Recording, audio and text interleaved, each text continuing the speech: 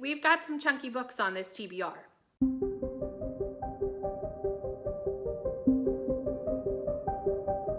Hi everyone, my name is Brittany from Brittany Loves Reading, and today I'm coming to you with July's version of Timmies TBR. If you don't know, Timmies TBR is my TBR game. I play it every month to find out what I'm going to be reading in the month of whatever month it is for this month, July. I will link the playlist to past episodes right up here. If you want to go back, check those out, watch and see how they went, and see all the rules, definitely go ahead and do that. Before we jump into the roles though, let's check out last month and see how we did.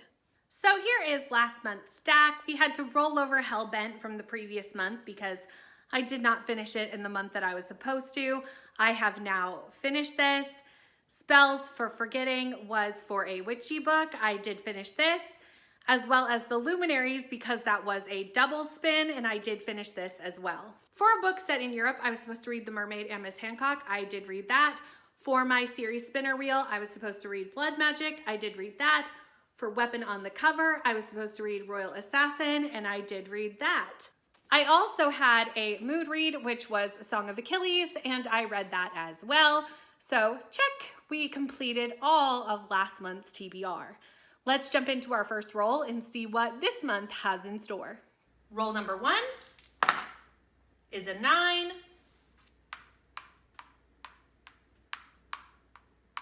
An iced coffee space. A thriller. For the first roll, I picked an iced coffee space and got a thriller. And for this one, I will be reading The Girl with the Dragon Tattoo by Steg Larsson. This has been on my TBR for so long, so long.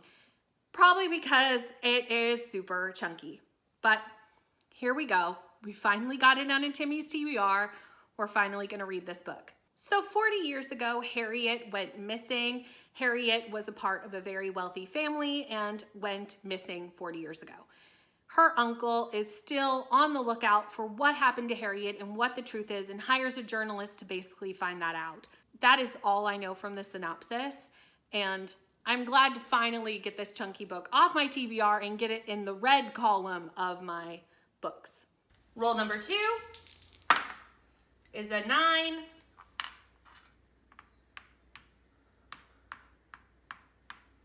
A donut space gives us a baking romance. Then we rolled a baking romance, and for this, I'm actually gonna read a book that I sadly did not get to in June for Pride Month, so I'm gonna read it this month because I really wanted to read this book, and that is the second book in the Winner's Bake All series called Paris Delacourt is About to Crumble by Alexis Hall. This is the sequel to Rosalind Palmer Takes the Cake, and I absolutely had a great time with that book, and it's based around a reality competition around baking. Basically, we follow the 10 weeks of the Winner's Bake All competition. This is very similar to the Great British Bake Off. They're baking in a field in a tent. Paris has been entered into this competition by his friends and is very much convinced that he is going to be kicked out on the first week. He isn't. He gets through. He's very surprised, but very happy. And during his time in the competition, he meets Tariq, who is another contestant.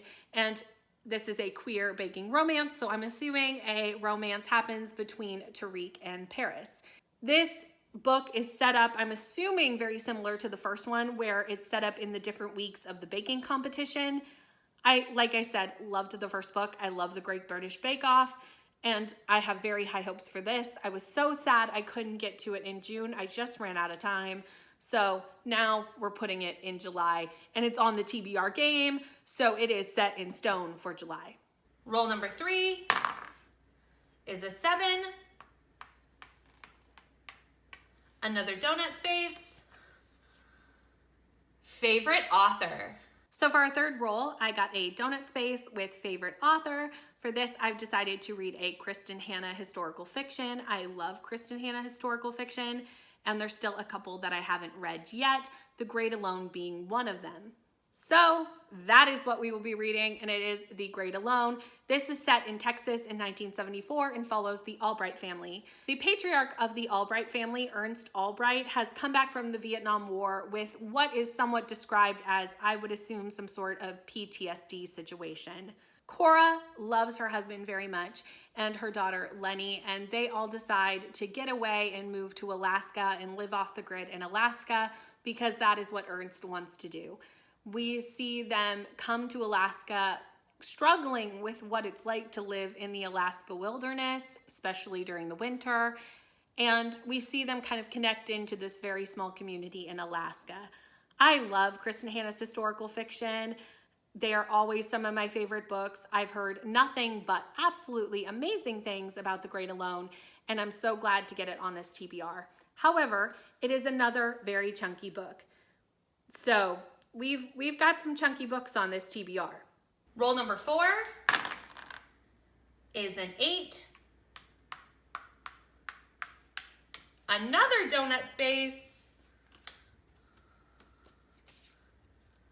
A cover you don't like.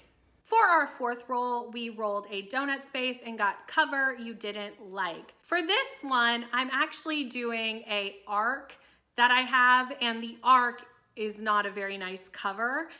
I'm sure the finished cover is beautiful. I actually looked it up on Goodreads and it is, but the cover I have is not very pretty, so that's how it's gonna end up on this TBR. And that is Julia Vanishes by Katherine Egan.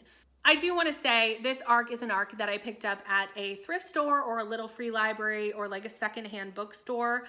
I don't remember exactly how I came to obtain this, but it's not like something that was sent to me by publishers or anything like that. It's just something that I picked up for free at one of those various places.